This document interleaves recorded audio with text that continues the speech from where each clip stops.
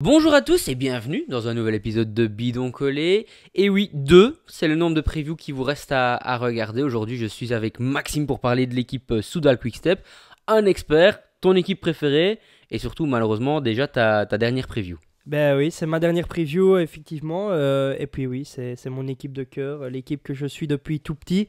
Alors, je vais essayer d'être le plus juste possible sur le résumé de la saison 2024 de cette équipe. Mais j'ai un vrai penchant pour celle-là. Tu crois que tu vas pouvoir être l'objectif aujourd'hui ? Ouais, je suis toujours très dur avec ce que j'aime. Donc, je vais peut-être être un peu trop négatif. Ok, bah ça va, on va voir ça alors. Maxime, au programme, comme toujours, là, un récap de la saison passée. On va également regarder les transferts sortants, entrants, se poser une grosse question autour de Remco Evenepoel, un coureur à suivre. Et puis finalement, le classement bidon collé, comme tu le sais, c'est ce qui va se passer à la fin de la saison de toute Ouais. façon. Alors si t'es prêt, on y Ben, va. c'est parti. J'ai donné la note de 8 sur 10. Alors, 34 victoires, 13 avant le tour. C'est une belle saison, je trouve, de la part de l'équipe Soudal Quick-Step. Un Giro réussi, 4 victoires d'étape, 3 pour Merlier, une pour Alaphilippe et nous 8e place au général avec Hurt. Un Tour de France réussi, une victoire d'étape et une 3e place au classement général avec Remco. Une Vuelta, je vais dire correcte, avec une 8e place au général avec Londa, qui lui a été mon transfert réussi de la saison, je trouve. Londa, c'était un peu un pari un peu fou de le prendre comme lieutenant pour Remco, je trouve, à son âge. Et au final, il s'est retrouvé excellent lieutenant, terminant même 5e du Tour de France où il était coéquipier de Remco.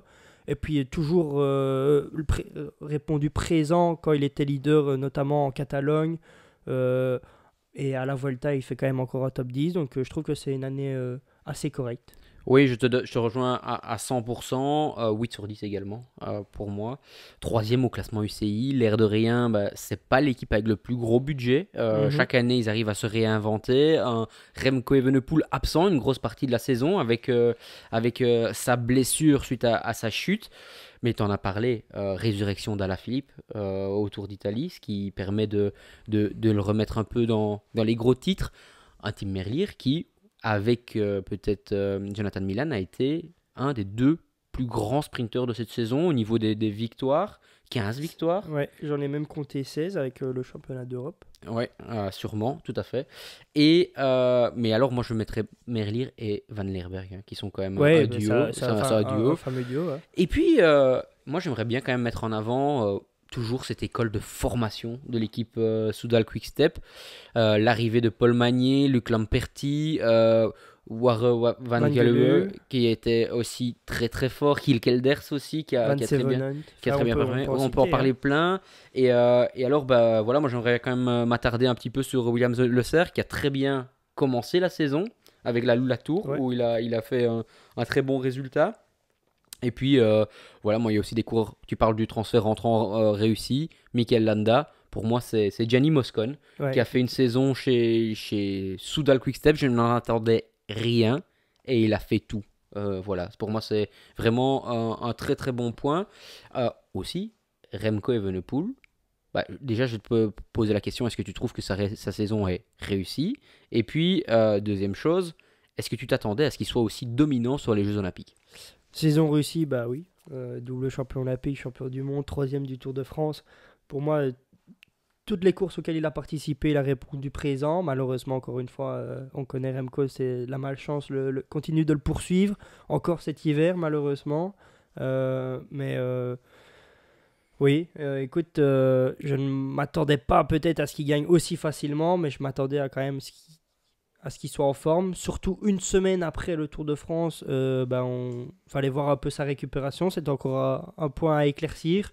Et il a répondu présent de la plus belle des manières en s'imposant assez largement sur les deux. Donc, ouais, superbe prestation de sa part. Quel est pour toi cette saison? Parce que pour moi, c'est Jan Hirt, le coureur que je n'attendais pas à ce niveau-là, en tout cas sur le Giro. Quel est le coureur pour toi qui t'a le plus surpris ou en tout cas qui est au-dessus des attentes? Alors Remco, on en a parlé, Landa, on en a parlé, Ouais. Hirt, donc ça fait déjà beaucoup, mais qui a été au-dessus? Et puis après, je te poserai la question de qui a été en dessous. Au-dessus, c'est vrai, c'est vraiment une bonne question. J'ai envie de dire, on en a parlé, m'a manié, m'a surpris, mais sinon je vais dire Merlier, parce qu'en vrai il commence à avoir, il vient de passer la trentaine, et cette année, en fait il est vraiment, il a été au-dessus du lot en termes des sprints, il a répondu présent à l'UAE Tour où c'était un peu le championnat du monde des sprinteurs. Il a répondu présent, il gagne la Scale de Praise. Encore une fois, c'est une course typique sprinter. Champion d'Europe, à chaque fois, il a dominé tous les sprinters. Donc c'est vraiment lui qui était, même si on savait déjà qu'il était talentueux, qui a été un cran encore au-dessus des autres cette saison. Ouais, je te rejoins tout à fait. Et s'il y a un coureur qui est pour toi un peu en dessous des attentes? Je vais dire Ilan Van Wilder. Euh, mais je vais un peu nuancer ma réponse parce que je trouve qu'il a été décevant au niveau des grands tours où il a été aligné. Parce que c'est vraiment là qu'on l'attend. Je vais dire, il roule très bien à coup de la montre, il monte très bien, donc je m'attendais un peu plus. Mais là où il a été aligné sur les courses d'une semaine, il fait quand même quatrième de l'UAE Tour, quatrième du Tour de Romandie, donc il a quand même un petit peu répondu présent sur les courses d'une semaine. Mais pour moi, je m'attends à mieux sur des grands tours de sa part. Ouais, je te rejoins. Un coureur qui, quand il est arrivé, je le voyais comme le numéro 2 au niveau du sprint, c'était Luc Lamperti. Il s'est un peu vite redirigé plusieurs fois en tant que poisson pilote pour Paul Magnier. Il a gagné. Donc quand même une petite victoire. Une petite victoire ou une belle victoire, je ne sais plus exactement où c'était. Une petite, c'était pour dire... Ouais, non, tout à fait. Mais ce que je veux dire par là, c'est que il a été mangé par Paul Magnier. Et quand j'ai vu les transferts au début de la saison, Luc Lamperti au niveau des espoirs, au niveau des courses 1.2 ou 2.2, il a ultra dominé la saison passée, encore plus que Tim Tentenberg pour moi cette année. Et pourtant, il y a l'autre néo-pro de l'équipe qui l'a mangé. Après, ils s'entendent bien, c'est pas grave. Je trouve que c'est un très bon duo. Mais je me réjouis de le voir aussi sur les Ardennaises, sur les Flandriennes, pardon, cette année. J'espère qu'il y sera. Mais je vais revenir sur ce que tu dis, ce duo Lamperti-Magnier. Rappelle-toi, la première course de la saison en Espagne, Lamperti qui lance Magnier, on se demande comment ça se fait avec le virage, et ils viennent faire 1 et 2 ou 3 avec la victoire de Magnier. Ouais. C'est fabuleux. Je pense que l'équipe ne s'attendait pas non plus à ce que Magnier soit à ce niveau-là. On avait entendu dire à ce moment-là que Magnier rivalisait avec Merlier dans le training camp en janvier au niveau du sprint. Je pense que vu que Magnier sortait d'une saison U23 assez compliquée avec la mononucléose à ce moment-là, c'était une surprise aussi bien pour Magnier que pour Lamperti de voir Paul aussi fort.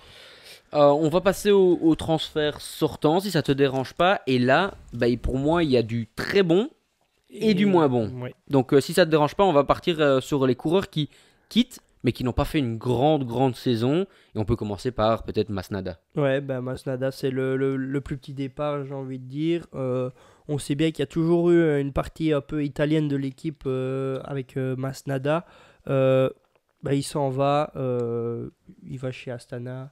On en a déjà un peu parlé, c'est un bon grimpeur, c'est un bon équipier, mais je pense que voilà, il y a eu un peu du renouvellement et c'est une suite logique. Oui, son moment d'éclat, c'était sa deuxième place au Tour de Lombardie, mais ça fait quand même maintenant un petit temps qu'il a du mal à retrouver ce niveau-là, et aujourd'hui, je pense qu'il avait besoin d'un nouveau challenge. Je pense que l'équipe avait besoin de sang frais, en effet, et donc voilà, c'est un départ qui... Je pense que c'est en de bons termes, mais je pense qu'il était temps. Ouais, c'est la fin de cycle. Autre fin de cycle, et là c'est un cycle qui a été pour moi très heureux dans cette équipe. C'est Kasper Asgreen, une saison en demi-teinte, mais voilà, il a quand même remporté le Tour des Flandres, des étapes sur le Tour de France, enfin une étape sur le Tour de France. C'est quand même un coureur d'exception. Oui, cette année marque un peu une page qui se tourne avec le départ d'Asgreen, le départ d'Alaphilippe. Mais c'est vrai que Kasper Asgreen, il y a eu des très très hauts. Le moment d'éclat, moi je me souviens de cette victoire au Tour des Flandres devant Mathieu Van Der Poel au sprint, là où personne pensait que Kasper Asgreen allait savoir battre Mathieu Van Der Poel au sprint. Lui il le pensait, lui il l'a cru, et l'équipe lui a dit d'y aller, et il a réussi. C'était vraiment incroyable. Kasper Asgreen a été le leader de l'équipe flandrienne pendant quelques années. Je pense qu'il avait commencé sa carrière professionnelle chez Quick-Step, donc il venait d'une équipe un peu petite Conti, une petite Conti, et il était passé néo-pro, et puis il avait pris tout de suite un très grand rôle. Je pense notamment la première année, il avait pris une place dans l'équipe qui avait été championne du monde du cours de la montre par équipe au moment où ça existait encore. Donc voilà, c'est encore un peu comme à la même image qu'à la Philippe. C'est un coureur qui a grandi dans l'équipe et qui a aussi fait grandir l'équipe. Ouais, tout à fait. Et au moment où je m'en souviens le plus, c'est quand il a gagné sur le tour et que le lendemain, il repart à Et il est l'échappée battu pour un pneu par par Maurice. Mauric. Ouais, et quelle émotion d'être. Allez, c'était un tour qui avait tout pour être raté pour l'équipe Soudal Quick-Step, avec Jacobsen qui n'arrivait pas à dominer au sprint, avec l'équipe qui n'était peut-être pas aussi performante. Et puis finalement, on s'est échappé avec Campenard, Pascal Ekorn qui était revenu. Il y avait Et Abrahamsen déjà, je crois. Ils étaient que 4, je pense. C'était parti à 3, puis Ekorn était revenu. Et là, c'est là chapeau. Ils n'ont jamais eu plus que 45 secondes d'avance sur le peloton, ou une minute maximum. Et finalement, à 4, ils ont réussi à aller jusqu'au bout. Voilà, c'est ce que j'adore ce que j'adore de voir dans le vélo. Il me l'a montré sur le Tour des Flandres, mais aussi sur le Grand Tour, parce que les Grands Tours, faut pas oublier, c'est rare quand même que le peloton puisse être battu par par 4 coureurs. Oui, et il avait été aussi très important sur les grands tours pour Alaphilippe au moment où Alaphilippe était maillot jaune. Hein. Il faisait partie de l'équipe. Je me demande si c'était pas le 2 ou 3e élément dans la montagne, alors que Asgreen n'était pas un grimpeur. Et c'est aussi à ça qu'on reconnaît les grands coureurs, c'est quand tout n'est pas taillé pour eux et que les moments sont un peu durs, qu'ils arrivent à ressortir quand même une grosse performance. Ouais. Et je trouve que c'était honorable de sa part. On a tourné beaucoup, tu l'as déjà mentionné pas mal. Julien s'en va, Julien Alaphilippe. Encore une fois, chapeau pour tout ce qu'il a apporté. Il a gagné Milan-San Remo. Il a La flèche 3 fois. la flèche, il a gagné des étapes. C'est peut-être un des coureurs, je crois qu'il est dans le top 3 des coureurs ayant porté le plus le maillot jaune sans avoir gagné le tour. Ouais. Donc voilà, encore une fois, chapeau. Et toi, si tu dois retenir à un moment, quel serait le moment de Je vais Julien? dire le Tour de France 2019. Tour de France 2019. Je pense que c'était le moment où... je pense à un des moments que je préfère tout simplement dans le cyclisme. Moi, c'était le moment où le cyclisme était vraiment le plus important dans ma vie. Et c'était... Je me réjouissais tous les jours d'être le moment où Alaphilippe allait se battre pour conserver son maillot jaune. Et c'était vraiment exceptionnel. Un Tour de France incroyable de sa part et de la part de l'équipe Quick-Step. Ouais, tout à fait. Moi, je me souviendrai toujours de la photo avec Sagan, Kwiatkowski et lui, tous les trois sur la même ligne à l'arrivée de Milan-San Remo. Tu veux rajouter quelque chose sur Julien ou juste une belle saison encore, on l'a dit. Hein, mais, il arrive un peu à se relancer après quelques temps difficiles, mais ce n'est toujours pas le Julien Alaphilippe qu'on a connu. Mais... Tout à fait. Asgreen, on l'a dit, pardon. Jan Hirt, pardon. Ouais. Désolé, c'était la suite. Qui s'en va. Finalement, il avait pas trop mal roulé. Il était plus fort que ce à quoi on s'attendait. Et sur plusieurs années d'affilée, je pense. Oui, il a été surprenant. Et au final, il venait de la Wanty, où il avait fait 6e du Giro, je pense. Et je pense qu'il a continué à rester le même coureur. Il n'a pas eu de coup d'éclat chez Soudal, mais il n'a pas régressé non plus. Il a gardé son niveau. Et je pense que c'est aussi un peu comme Masnada, la fin d'un cycle, un renouvellement dans l'effectif. Mais pour lui, je pense que son transfert chez Israël ne va pas changer grand-chose parce qu'il va être capable de continuer et ça va être un plus pour l'équipe Israël, fort de son expérience. Ouais, tout à fait. Et si je me trompe pas, il était tombé avant le tour à la présentation des équipes ou quelque chose comme cassé, ça. Toutes les dents. Cassé une dent. J'en sais rien. Enfin voilà, en tout cas, quel coureur. Et puis Moscon, on en a déjà parlé, un one and done, mais vraiment une très très belle saison. Et je pense que ça a été le bodyguard de Remco pendant tout le tour. Dernier départ, il n'est pas dans la liste et on va quand même en parler parce que c'est quand même la figure de l'équipe depuis sa création. C'est Patrick Lefevere qui arrête. Là, encore une fois, ce serait pour moi un rêve de l'avoir chez nous un jour, mais chapeau pour tout ce qu'il a fait parce que si aujourd'hui cette équipe est là, c'est grâce à lui. Si on a vu tant de champions, c'est grâce à lui. Et en tout cas, j'espère que l'équipe va continuer comme ça sur du très long terme en tout cas. Ben oui, ben avec son départ, l'année 2025 va marquer vraiment une page importante de l'équipe Soudal Quickstep parce que ben, il y a un changement de manager, un changement de gestion de l'équipe, même si je pense que Jürgen Fauré a été bien formé par Patrick. Patrick a pris son temps de choisir son successeur et je pense que ça va continuer dans la continuité de l'équipe. Je l'espère parce que bah, moi je suis fan et j'espère même que ça va un peu se relancer au niveau des classiques. Mais voilà, merci Patrick pour tout ce que tu as fait tout simplement pour le cyclisme Et pour belge. ouais, c'est sûr. Et Et puis mondial. après je suis sûr qu'il va pas disparaître Totalement. Je pense qu'il sera là dans l'ombre pour épauler. Allez, on arrive sur les coureurs qui arrivent. Et là, il y a aussi pas mal de choses à dire. On a parlé des classiques flamandes. Et là, il y a Dries Dries Van Gestel qui arrive.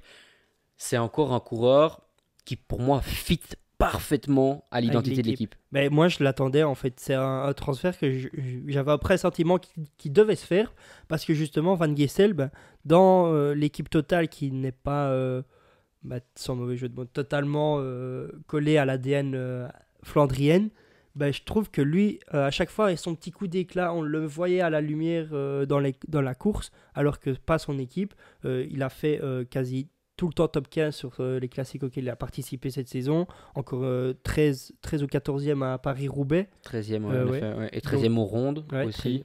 Donc, Pas cette année, mais il a déjà fait 13e. Il a déjà fait 6e à Kurn. Il a déjà fait 3e à Gand-Wevelgem. Bah, c'est un monstre. C'est une tout machine. simplement. Et à la trentaine, c'est pas encore si vieux que ça. Et donc, je trouve que vraiment, là, il va tomber dans une équipe qui a un peu cet ADN de Flandrienne, même si pour le moment, elle est un peu floue, cet ADN. Je trouve que c'est un coureur qui peut permettre de la retrouver aux côtés d'Yves Lampard, par exemple. Ouais, tout à fait. C'est un coureur avec qui j'ai roulé et sa progression est constante. Et donc, c'est là où je te rejoins. C'est que 30 ans, ça m'étonnerait pas qu'il ait encore plus d'expérience, encore plus de bonnes choses avec lui, puisque il arrive dans la meilleure équipe de Flandre de l'histoire. Ouais. Peut-être pas au moment T, mais dans l'histoire, il n'y a pas eu mieux au niveau de Et l'équipe. il n'y a pas mieux comme transfert si l'envie de l'équipe est d'un peu retrouver une ADN flandrienne. Pour moi, il n'y a pas mieux comme transfert. Ouais, et il peut prendre un peu le rôle de Gianni Moscon aussi sur un grand tour pour épauler Remco. Ouais. Donc voilà. Un autre coureur que tu veux mentionner ou je continue ma liste? Oh, tu peux continuer ta liste. Ouais, Pascal Ekorn. Pascal Ekorn, bah oui, un peu, on en a déjà cité avec l'étape d'Azrin, un fameux moteur. Pourquoi pas le voir aussi intégrer l'équipe des Flandriennes avec un peu d'expérience acquise chez Lotto et chez Visma. Il faut quand même se dire qu'il a quand même fait des belles équipes, Pascal Ekorn à 27 ans. Je sais pas ce que tu en penses, je sais pas où tu le vois toi dans la saison. Je pense qu'il va un peu faire les Flandres, mais continuer peut-être sur les Ardennes. Donc pour moi, peut-être faire E3, Tour des Flandres, et puis Amstel. Ouais. Et puis un peu voir comment ça va se passer. Il est bien sur les courses avec des côtes pas trop dures, mais encore une fois, on en parlait avec Lasciano dans notre vidéo Red Bull Bora, c'est les genres de coureurs qui ont besoin que le rythme soit très élevé tout le temps. Ouais. Et donc les Tours de Flandre est finalement une des courses qui convient le mieux puisque tout le monde est tout le temps à bloc. Et moi je me souviens plus de quand exactement, mais il y a quelques années, sur un Tour d'Italie où il était dans une échappée et ça avait duré mais des kilomètres et des kilomètres et finalement ils se font reprendre vraiment dans la finale, mais à 2 ou 3, je me souviens plus avec qui il était, mais je me demande si c'était pas Magnus Cort Nielsen. À 2 ou 3, ils avaient réussi à résister à un peloton pendant toute la journée et finalement se faire rattraper à 1 kilomètre, mais c'est la preuve que le garçon il a quand même un fameux moteur, ouais, mais il a déjà prouvé à plusieurs reprises et je suis très curieux de le voir sous le maillot Soudal Quickstep la saison prochaine. Il a déjà roulé le Tour du Down Under, normalement. Ouais, exact. Garofoli et Raccagni, deux coureurs Garofoli qui viennent plutôt d'Astana et Raccagni de l'équipe Espoir. Ouais, d'abord Garofoli. Il a fait quand même 2 fois top 10 à la Vuelta. Je pense qu'il est très jeune, 22 ans. Et il va venir apporter un peu ce renouvellement, comme on a dit dans les transferts out avec Masnada et tout ça. Il est talentueux en montagne et je pense qu'il va venir apporter de la fraîcheur dans le groupe équipier, je vais dire. Pourquoi pas le voir dans les années futur. Peut-être, je le vois peut-être pas cette saison tout de suite, mais aux côtés de Remco sur un grand tour. Oui, tout à fait. C'est un coureur qui, dans les catégories espoir, a bien performé au Val d'Aoste et ce genre de choses. Maintenant, il n'a pas encore prouvé à 100% chez les pros. Après, l'environnement, à voir. Hein. Astana, on a appris quand même pas C'était mal de assez rumeurs que compliqué. c'était un peu compliqué. La performance dans l'équipe en général n'était pas très très bonne. Et ici, il s'offre une chance d'être dans une équipe un peu plus performante, avec un environnement aussi un peu italien malgré tout, on le sait. Et donc, du coup, moi je me réjouis de voir sur des courses. Allez, comme Oman, comme ce genre de course au Ouais, début de début saison. de Je sais pas saison, voir un comment, peu. comment son programme est fait, mais il y a plein de petites courses comme le classique des Alpes, enfin, le Tour des Alpes, etc. où finalement il y a des opportunités qui ne sont pas forcément au World Tour, mais pour montrer dans la montagne Bah que c'est des ouais, bons coureurs. ouais. Son homonyme italien, Raccani, qui vient de la Devo, champion d'Italie U23 du compte de la montre. C'est un solide coureur, un solide gars. Je pense que s'il est pris et qu'il passe le cap au niveau World Tour, c'est qu'il est prêt. Je me réjouis de voir un peu ce qu'il peut donner aussi également sur les Flandriennes. Je Ouais, sais. exact. Alors, il a bien performé dans les classiques chez les Espoirs. Et puis, oui, comme tu l'as Je dit, crois un qu'il va gros un peu moteur. vite au sprint aussi, hein. Ouais, en fait, c'est un peu un coureur qui est dans la lignée des poursuiteurs. Donc, vraiment des 2-3 derniers kilomètres, il a la force pour être vraiment à haute intensité. Et s'il est encore dans les bonnes conditions, d'un peu accélérer encore. Mais c'est surtout le fait de savoir rouler vite longtemps Ouais. qui fait qu'il est encore là, souvent dans le final. Et puis après, pour moi, il y a encore deux coureurs à mentionner. Donc, on va parler de Ethan Ether et de Valentin Paré-Peintre. Moi, j'aimerais vraiment parler de Ethan Ether pour commencer. Ouais. Le coureur qui sait tout faire. Bah oui, c'est un peu un coureur passe-partout. Il est encore jeune, je trouve, 26 ans. Champion de Grande-Bretagne, donc très beau maillot en Entre-temps, passant. ouais. Ouais.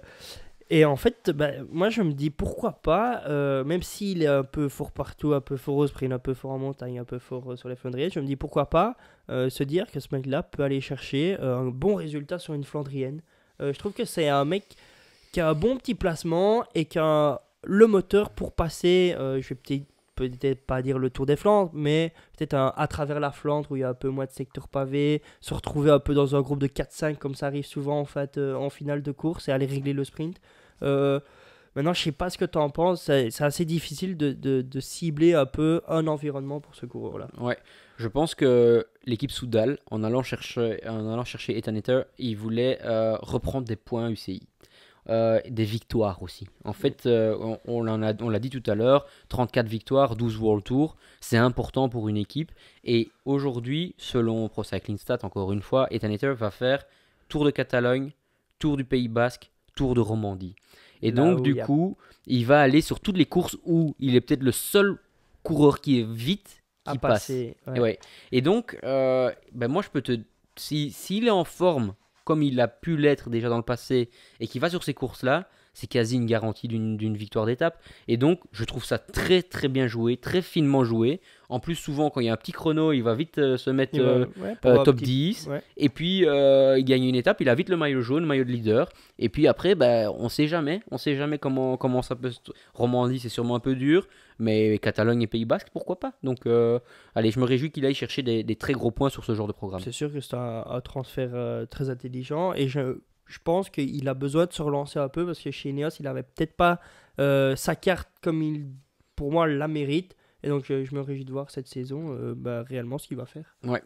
Autre coureur qui arrive, et là c'est sûrement allez, ton coup de cœur si je me trompe pas, ou pas, je sais pas, de Valentin Valentin Paré-Peintre. Paré-Peintre, ça, c'est un excellent coureur. Moi, j'adore un peu ce type Ah, il y de... en a encore deux, il y avait Ouais, il y a Skatman aussi. Siertman, ouais. Ouais, pardon, désolé. Voilà, Parapatre, il vient de gagner, il vient d'un peu se révéler pour se dire en gagnant au Giro à G2R. Ce coureur très très fit qui est vraiment talentueux dans la montagne. Lui, on le sait très bien, il vient clairement pour être aux côtés de Remco, je pense. Pourquoi pas recevoir aussi un peu une carte de leader à un moment sur la saison. Maintenant, est-ce qu'il va fit avec l'équipe?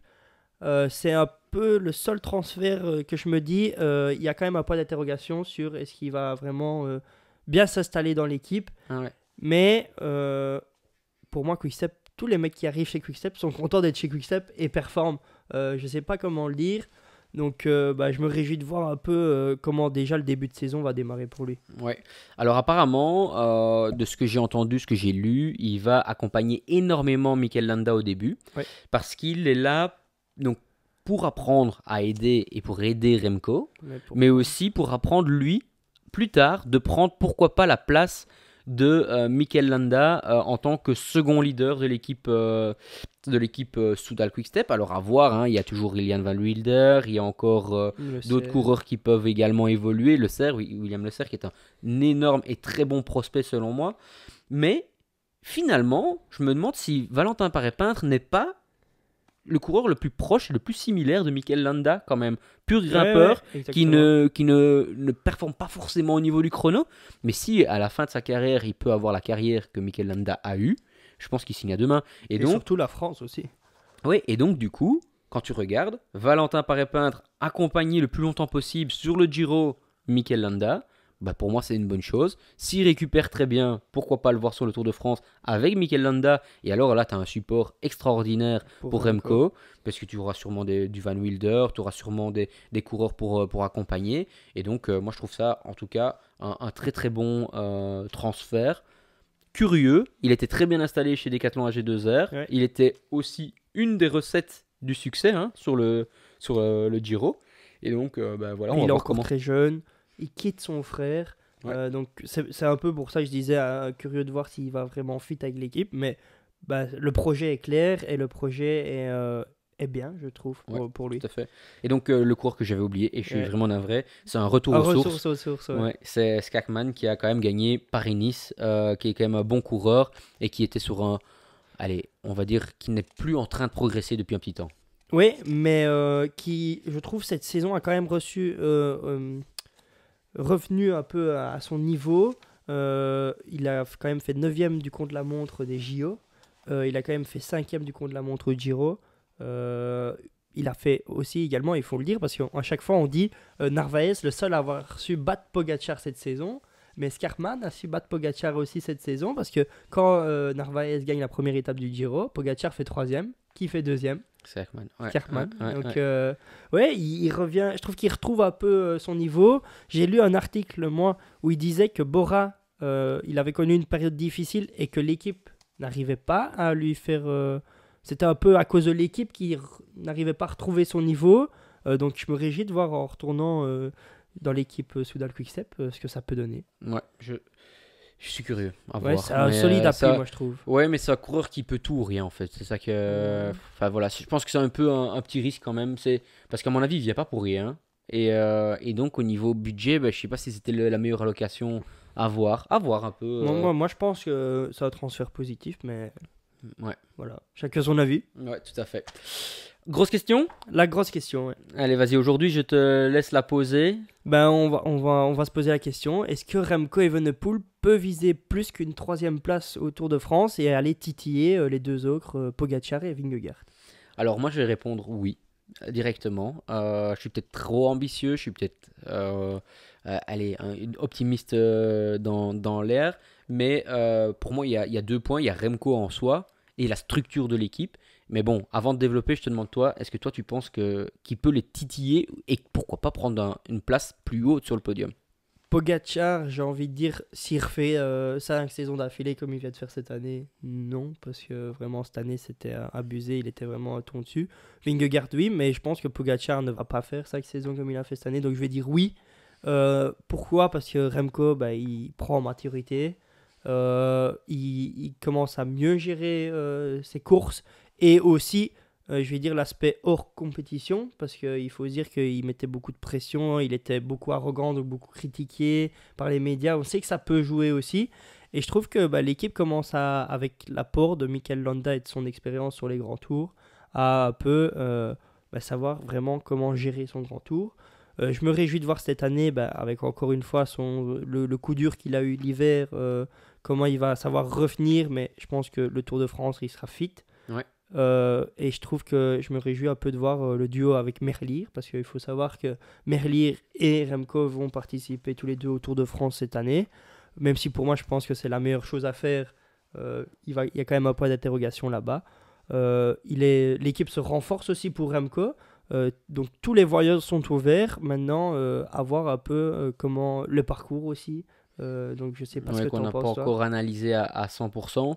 Mais moi, je vais commencer sur la partie équipe. Bah, au final, l'équipe, elle est forte autour de Remco. En effet, on va avoir pour moi Bert Van Leerbergh et Tim Merlier qui vont aller jouer leur sprint de leur côté.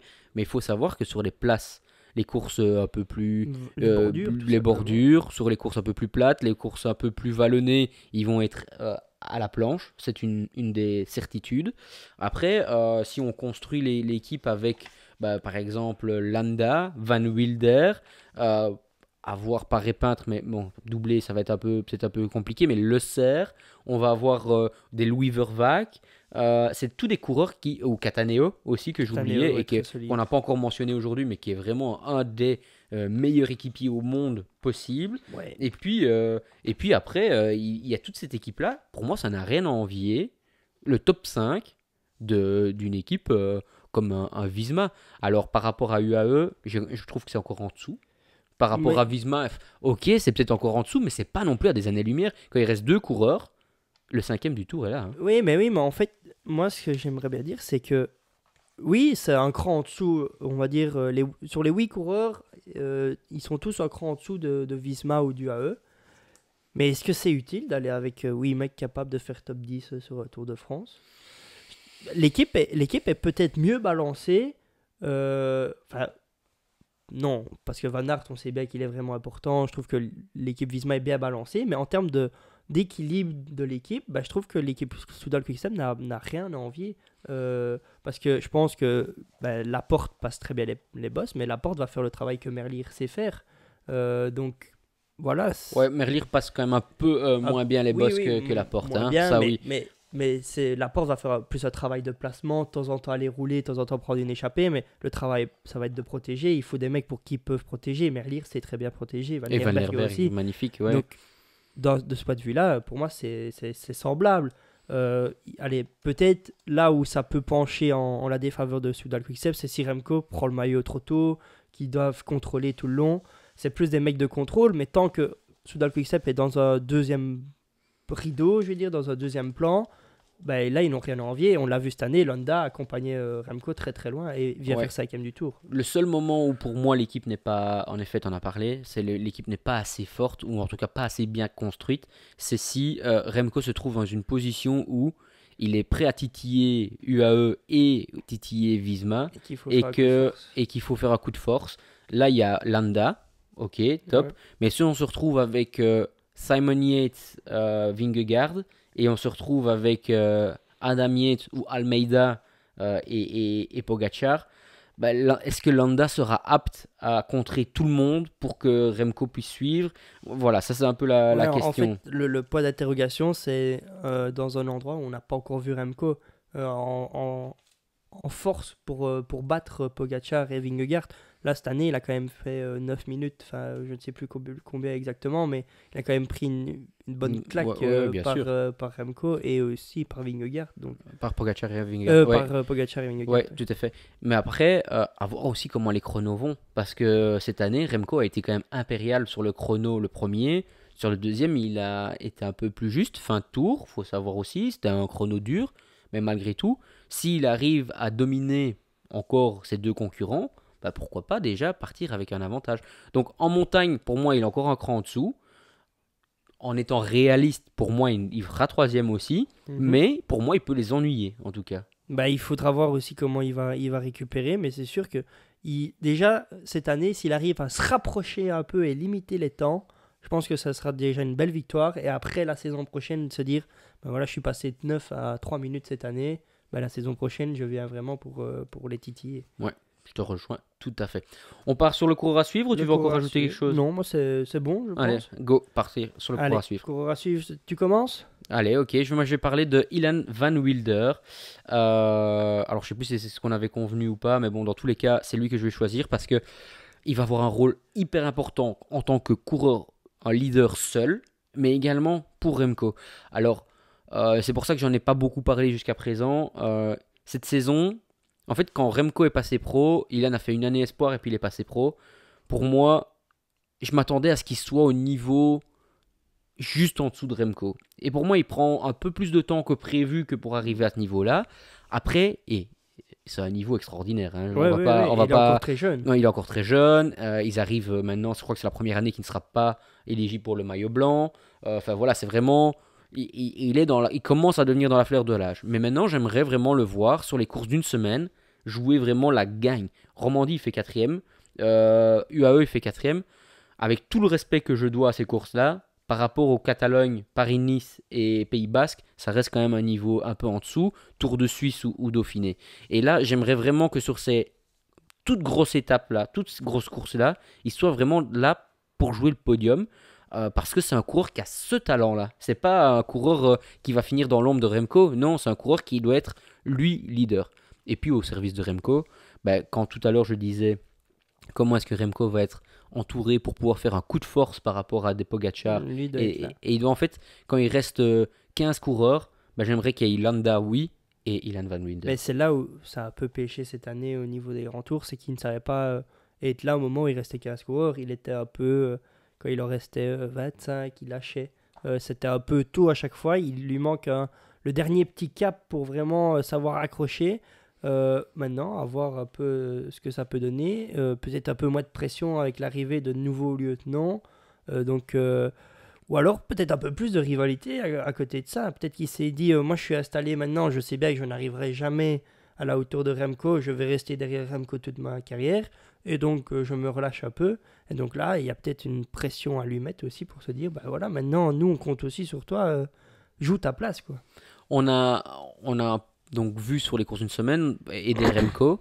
Est-ce que pour toi, s'il fait le Tour de France, parce qu'on n'a pas encore la confirmation officielle à l'heure au moment Ouais. où on tourne, euh, est-ce qu'il doit faire un doublé avec la Volta? Remco, Non, Ilan il Van est là. Wilder.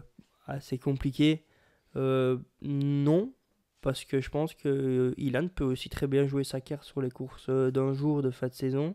Je trouve que c'est un mec qui a quand même une carte à jouer sur le Tour de Lombardie, même si bon, Remco le fera sûrement. Mais je pense qu'il est encore un peu juste. Ce serait peut-être un peu le cramer. Maintenant, à voir un peu aussi son début de saison, comment il se sent. Mais je pense que Ilan est un peu juste de ce qu'on a vu cette année pour enchaîner deux Les grands deux grands tours. tours, Ouais. ouais. Ouais, je te rejoins un peu, surtout qu'il aura sûrement une place prépondérante dans la sélection belge pour les championnats du monde Ouais. aussi, sûrement s'il est au niveau. Quel est ton cours à suivre? Ben, on en a beaucoup parlé. Je pense que c'est un coureur qui va encore continuer sur sa croissance. Et il était né au pro cette année, c'est Paul Magnier. Il va chercher 8 victoires. Alors il y en a en U23 avec une victoire au Giro. Mais moi, ce que j'aimerais te poser comme question, parce que c'est vraiment un peu le flou dans ma tête, c'est Paul Magnier, ben, il est sprinter, il est flandrien, il passe les bosses. Mais où est-ce qu'on va le voir cette année? Est-ce que pour toi, il est capable de gagner une belle flandrienne, genre Oui, Kuurne-Bruxelles-Kuurne début de ou saison, l'Omloop. ou l'Omloop? Pour moi, l'Omloop, c'est sa course cette année. Ça doit être son objectif principal de l'année avec le Giro. Donc il va faire le Ouais, Giro cette année. Et pour moi, c'est un coureur qui est. Tu prends Sagan il y a 10 ans et tu prends Paul Magnier aujourd'hui, c'est la même chose, avec un caractère un peu différent. Mais pour moi, il a fait la même entrée dans le cyclisme professionnel que Peter Sagan. Et il a fait une année mix pro espoir, bien très géré. très bien gérée, parce qu'il finit la saison Il fort finit en boulet de canon. au Tour de Grande-Bretagne. Ouais. Et pour moi, s'il n'a pas. Il va chercher 3 victoires au Tour de Grande-Bretagne. Et après, il tombe, il est blessé, fin de saison. Mais il arrivait fort pour les championnats d'Europe, fort pour les championnats du monde qu'il allait disputer en U23. On sait que les courses ont été très dures, un peu typé flandrien. Donc, moi, je l'aurais bien vu, pourquoi pas aller chercher un titre de champion d'Europe. Et donc, bah, je me dis que s'il a fini en boulet de canon comme ça, après une saison aussi bien gérée de la part de l'équipe et de sa part aussi, mais je me dis que je le vois vraiment commencer sur les chapeaux de roue cette année et vraiment bien se développer, encore une fois, avec son premier grand tour qui va arriver dans ses jambes. Est-ce que tu le verrais Merlier va faire le tour, Merlier va enchaîner les grosses courses. Est-ce que tu le verrais prendre la place de Merlier dans les courses comme le Scalde Price, comme l'UAE Tour et ce genre de choses ou pas? Ben, je pense que si Merlier, je pense que Merlier va essayer d'aller chercher des belles lignes à son palmarès, peut-être moins gagner que 16 victoires, mais aller chercher des super belles lignes en gagnant peut-être une classique, des étapes sur le Tour de France et tout ça. bah, lui va devoir compenser aussi au niveau des poids UCI, tout ce que Merlier prenait comme poids. Et c'est un peu le coureur parfait pour ça. Je pense même aux Scal Skills, tour des courses un peu plus dures, les courses en France, les Drômes classiques, j'aimerais aussi un peu le voir Après, là-dessus. malheureusement, c'est le week-end du. C'est le week-end du Globe, ouais, Globe, c'est ouais. vrai. Mais oui, mais ça. ce genre de course, quoi. Ouais. Et pour conclure sur les coureurs à suivre, quel est le leader de Quick-Step sur les Flandriennes du coup?